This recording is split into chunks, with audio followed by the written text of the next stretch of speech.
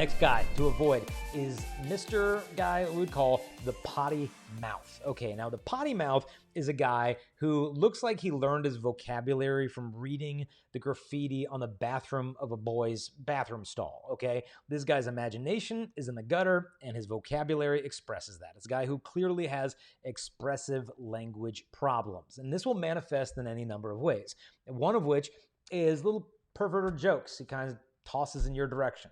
The reason why he's tossing these little sexual jokes to you is because he wants to see how you react. It's fishermen wants to catch fish. They throw the lure out into the lake, see if the bobber is going to sink, see if something's going to grab onto that.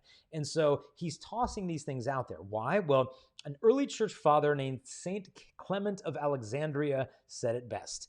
He said, "Filthy talk makes us feel comfortable with filthy action."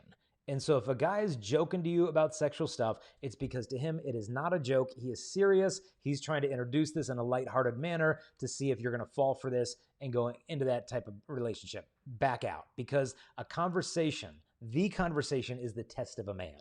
If his words are not pure, nor is his heart, nor is his body, nor is his soul, back away. And so that's one type of potty mouth. In fact, I remember when we came out with the Soulmate book, we gave it out at a co-ed high school, and the girls just ate this thing up. They got so excited about it. They made a big poster. They made posters around the school of the top 10 guys to avoid. And I'm walking through the school, and I'm just cracking up. They had a big poster, the top 10 guys to avoid, and they had little drawings of all the guys. And so one of the guys had an actual toilet for a mouth. They're like, "This is Mr. Potty Mouth." You can see the guys in the hallway just like staring like, "Oh, so avoid Mr. Potty Mouth. That's the guy who's going to say perverted things to you. Another type of potty mouth is the guy who's verbally abusive to you, even if he says he's just kidding. And typically the verbal abuse will revolve around one of three things: either your body, your brains, or your previous sexual behavior. Those are the big three easy targets these guys often go after. One girl said to me, she said, "My boyfriend of 2 years sometimes calls me fat or stupid, but then he says he's just kidding. What should I do?" I recommended that she take her car and drive over his foot with it and tell her that she's kidding too, because aren't jokes funny?